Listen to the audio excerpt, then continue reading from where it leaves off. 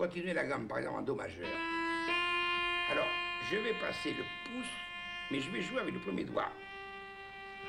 Je passe le pouce, je lève les autres doigts et je descends, je glisse avec le premier doigt. Je reviens avec le quatrième doigt, je glisse. Je recommence. Voyez le pouce. Je le monte, je le place.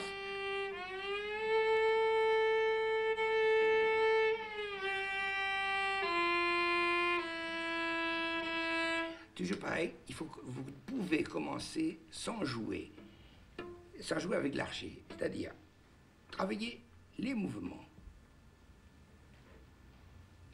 Et comme ceci.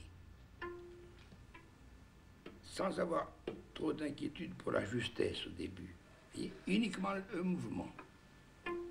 Et lorsque vous avez travaillé le mouvement sans archet, sans sonorité, alors à ce moment-là...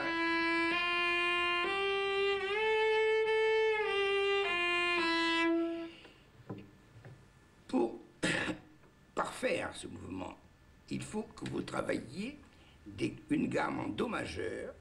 Commençant ici, alors vous travaillez ça répété par deux, en liant deux notes, en répétant.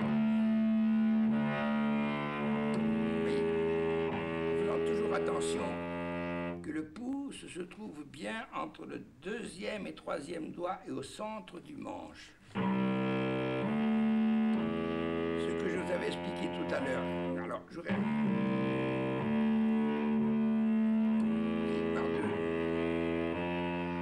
Je le joue un peu vite maintenant, mais vous travaillez lentement.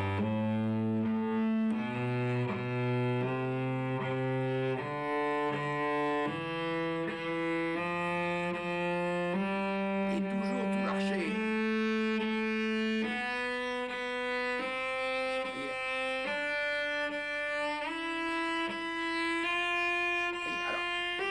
Alors je vais passer. Maintenant, je reviens. Le quatrième doigt. Voyez, maintenant aussi. Le quatrième doigt. Etc. Je vous refais ce mouvement qui est difficile. Voyez?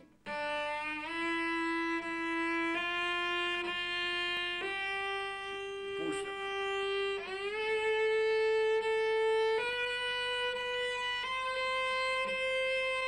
Le quatrième doigt qui va arriver. Voyez?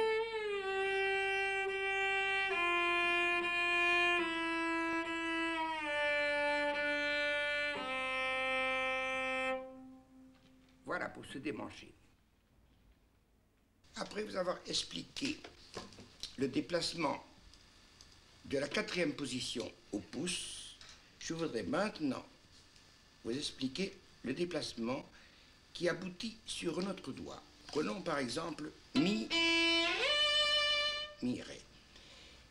Il faut toujours, comme pour le déplacement au pouce, il faut toujours préparer son départ. C'est-à-dire, vous jouez un Mi, vous voulez arriver au Ré. Il faut lever le bras, passer le pouce, mettre le doigt qui doit jouer et arriver. Et ensuite, vous redescendez avec le doigt qui a joué. Je recommence. Prenez Mi, Ré, Mi. Alors, vous passez le pouce, vous préparez votre déplacement. Vous mettez le pouce sur la corde. Vous placez le doigt qui va jouer et vous arrivez à la note que vous voulez avoir. C'est exactement la même chose pour tous les doigts. C'est-à-dire, prenons un déplacement sur Mi, Do. Je place le pouce et j'arrive. Je reviens. C'est donc toujours le premier doigt qui passe, qui joue. Encore une fois sur le Ré.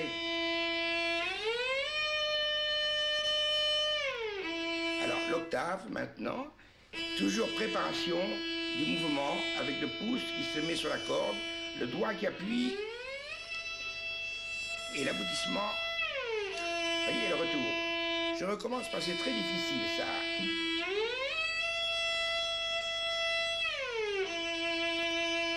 Et c'est exactement la même chose sur toutes les cordes. Par exemple, prenons le La sur le Ré. Par exemple, je commence le La, je vais jouer un Sol. Je place le pouce.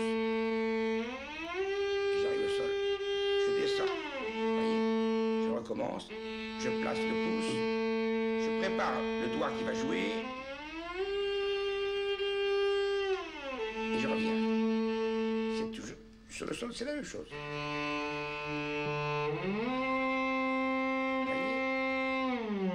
Toujours préparation de mouvement.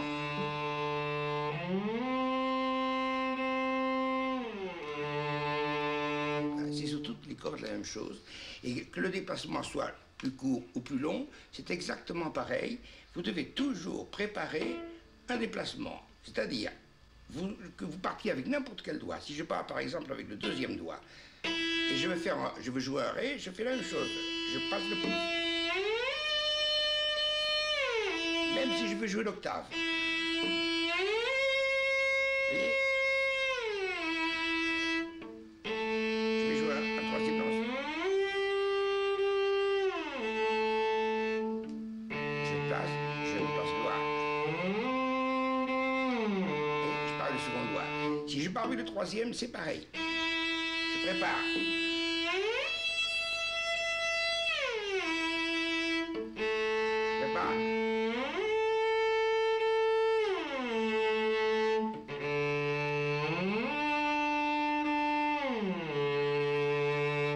Et pour plus de sûreté, justesse, lorsque vous jouez un troisième doigt, il faut que le pouce soit toujours placé à l'octave.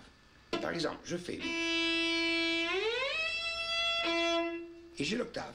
Si je joue un deuxième doigt, j'ai l'octave au Ré. En quelque sorte, mon pouce se trouve toujours, lorsque je me déplace, à l'octave du troisième doigt, quel que soit le doigt que j'ai à jouer.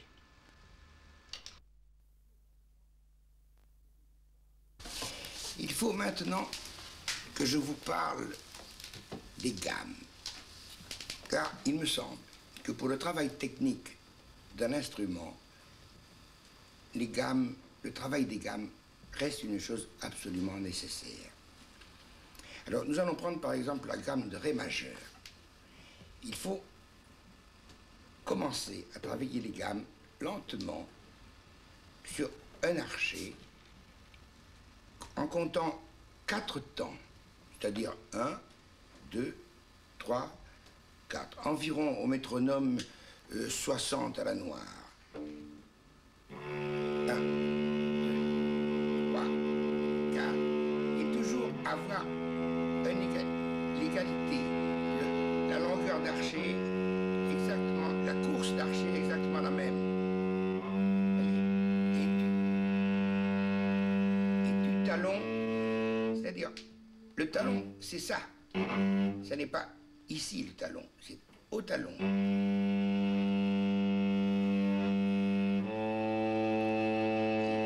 toujours 4 temps. 2, 3, 4. De façon à ce que la course d'archet soit toujours la même.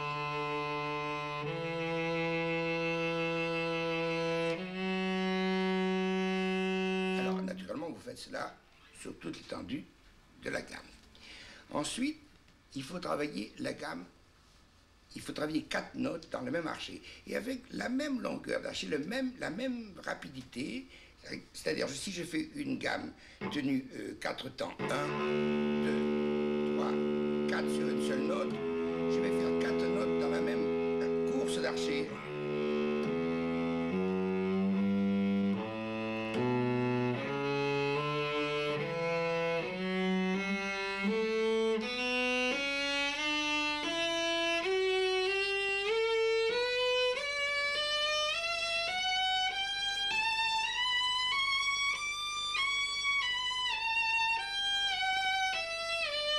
Ensuite, vous le jouez par 8, exactement la même rapidité de course de l'archet.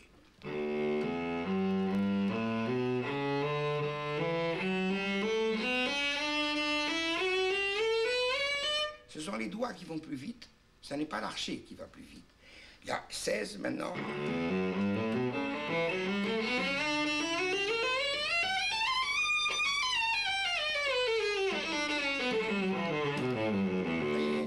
Et puis ensuite 32.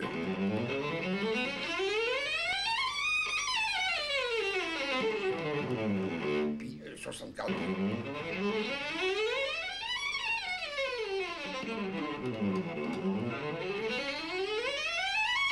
Etc. Lorsque vous avez travaillé cela, il faut commencer les tierces. Alors, les tierces, je conseille de les travailler liés par deux en répétant, de façon à avoir le déplacement de la main dans l'archet. Voici. Je répète.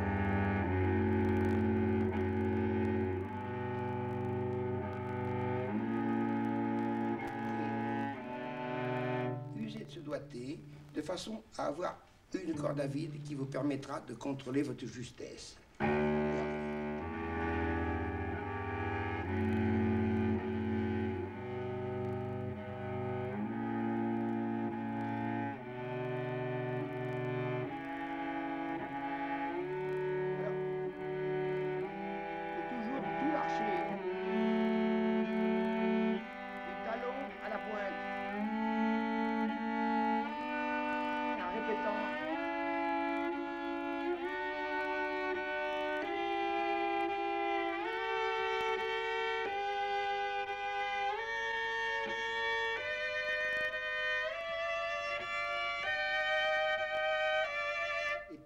Bien lever les doigts qui vont jouer.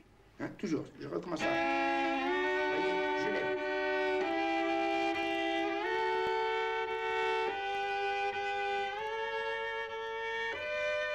C'est excellent de lever les doigts le plus haut possible. Ça fait travailler l'articulation. Donc, après les tierces, je vous conseille de travailler, avant les octaves, les sixtes. Les sixtes sont un peu moins difficiles que les tierces. Il faut les travailler de la même façon, c'est-à-dire en répétant les notes de façon à avoir toujours le déplacement de la main gauche dans la course d'archer.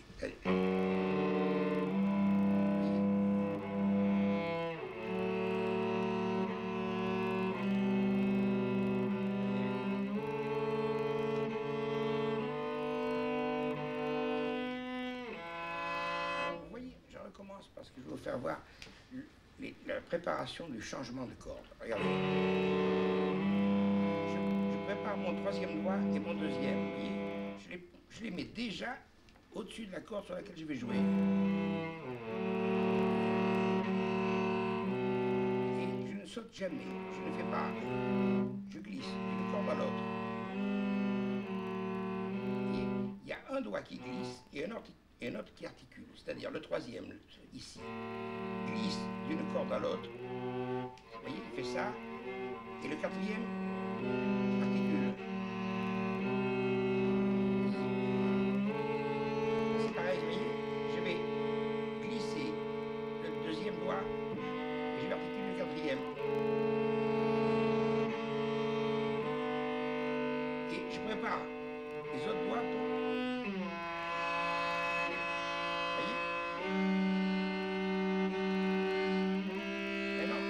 Toujours.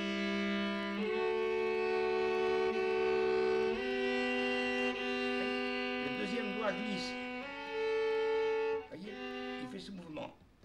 Il glisse d'une corde à l'autre. Le troisième articule. Regardez. C'est un mouvement assez difficile à trouver.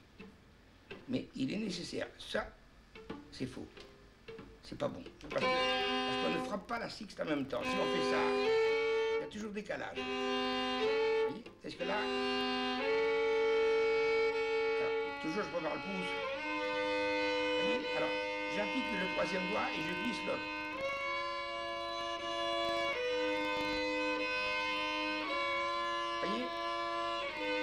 Vous voyez le travail de celui-là qui glisse comme ceci. Le troisième qui, lui, articule. Naturellement, il faut répéter souvent le mouvement. Quand vous travaillez. voyez, voilà.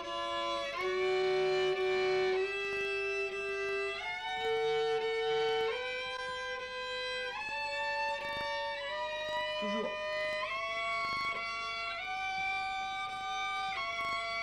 Et là,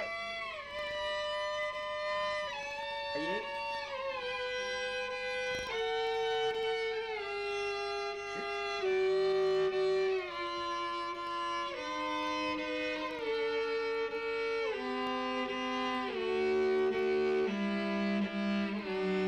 voilà, c'est la difficulté des sixtes, cela. C'est-à-dire qui est un doigt qui glisse sur deux cordes et l'autre qui articule. Je recommence un peu. Vous voyez, je prépare.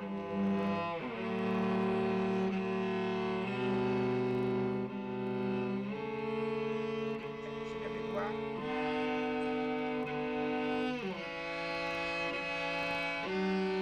Alors, en ce qui concerne l'archer, lorsque vous travaillez ces gammes-là, il faut toujours, que ce soit les tierces, les sixtes ou les octaves, il faut toujours jouer du talon à la pointe et faire toujours attention à la sonorité.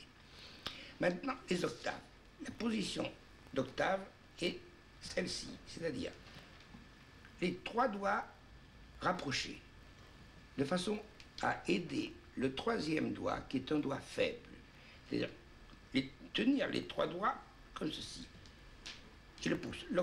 Les octaves se font, non pas avec ces doigts-là, se font avec le pouce.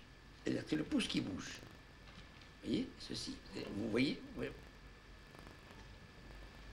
le pouce se rapproche ou s'écarte. Mais les trois doigts restent à la position, de façon à étayer celui-là. Si vous mettez votre position, si vous avez cette position-là, il n'y a aucune sécurité avec le troisième doigt. C'est un doigt faible. Il faut alors. Vous voyez, je prends l'octave. Toujours trois doigts ici, c'est-à-dire cette position.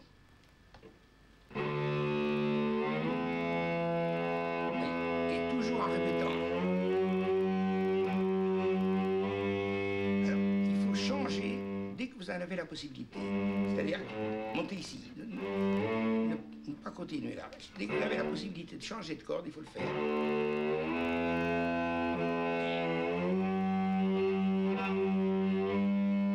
Alors je vais changer là.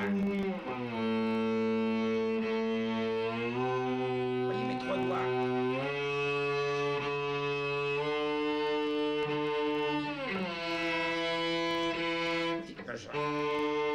Quand je change de corde, je passe d'abord le pouce.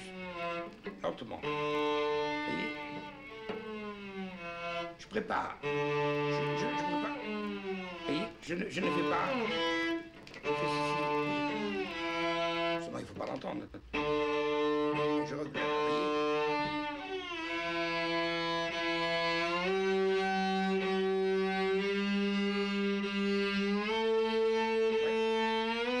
C'est le pouce qui s'approche. Et j'ai toujours trois doigts, hein, ici placés. Là, tu vois, quand on va très très haut, on est obligé à ce moment-là de lever.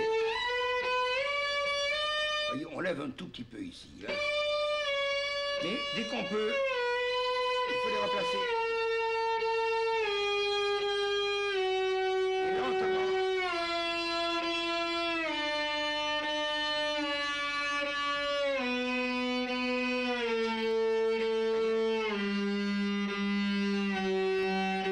Alors, je vous dis bien, ce mouvement-là est faux. Hein. Il est faux. Il n'est pas, on n'est pas certain d'avoir les doigts bien sur la corde.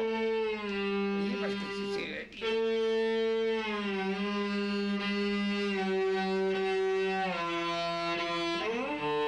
Alors, voilà ici une chose difficile pour descendre les octaves.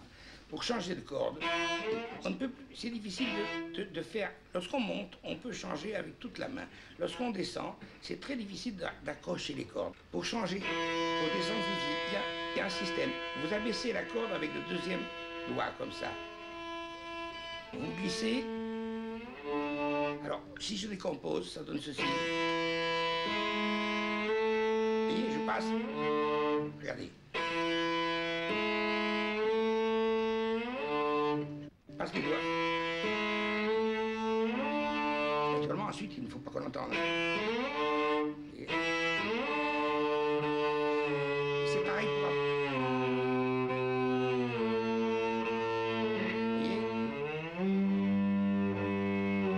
J'abaisse ici, j'abaisse la corde ici de façon à ce que mon doigt glisse et toute ma main bouge comme ça. Je m'occupe du troisième doigt et le pouce suit. Et ensuite, si vous...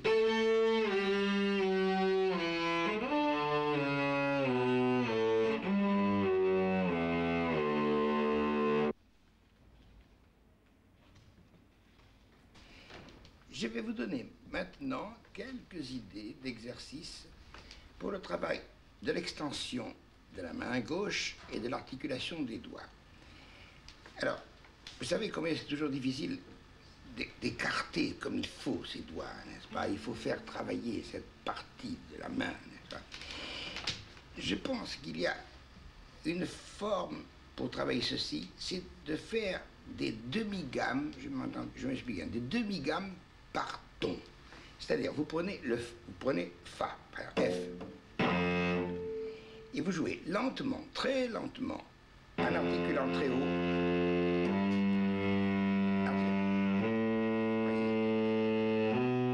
Et vous restez le plus longtemps possible, sans... Vous laissez la main le plus longtemps possible, sans bouger le premier doigt et le pouce. Il ne faut pas faire. Il ne faut pas céder comme ça. Il faut que le pouce reste à sa position. Il faut faire l'effort. Il faut faire l'effort au doigt.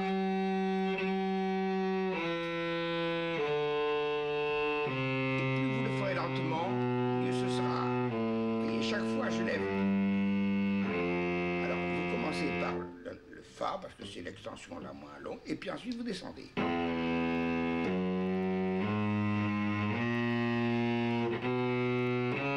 toujours avec le pouce placé.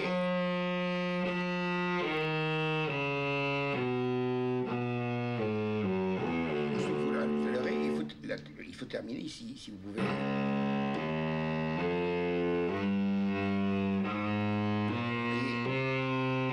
Sans bouger le premier doigt.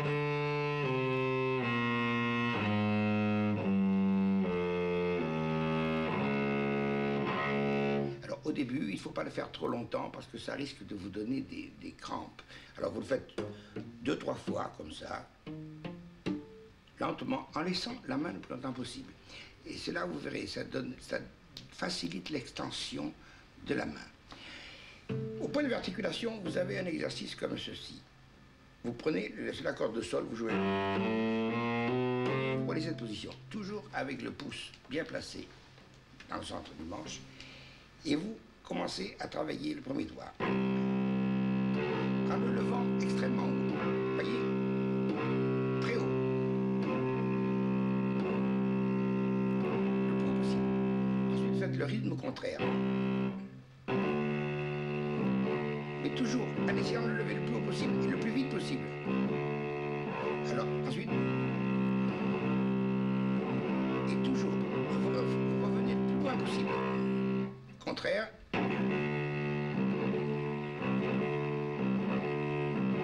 Ensuite, quand vous avez fini le premier doigt, vous commencez le second, la même chose. En le levant, le rythme. Le deuxième, contraire. Possible.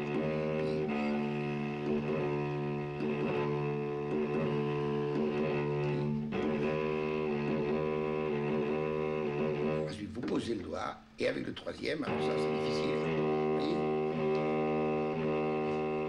Et il ne faut pas céder avec l'archer, il ne faut pas faire ça, il faut que ça soit uniquement le travail du doigt, et le plus haut possible.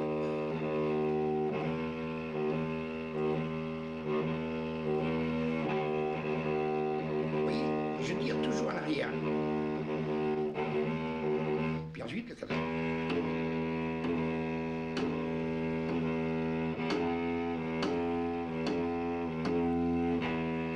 Etc. Alors si vous voulez parfaire le travail du troisième doigt, il y a un exercice qui est très amusant, qui est celui-ci. Vous prenez Ré, vous restez ça, et vous jouez Do naturel, Do dièse. Regardez. Avec les mêmes rythmes. Vous voyez? Ayant toujours. Il ne faut pas lâcher ici, il faut tenir.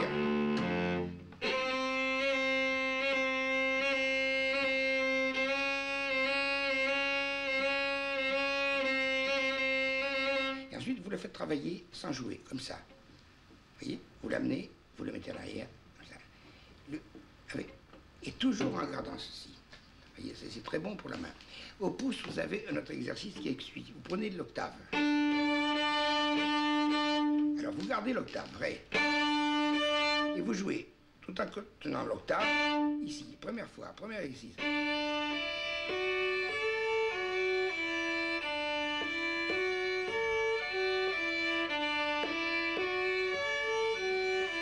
Je vous le fais lentement pour votre mémoire, pour vous souvenir.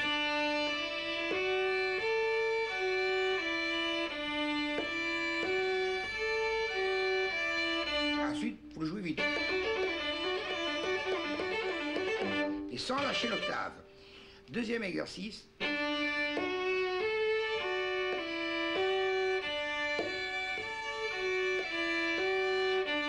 retenez bien.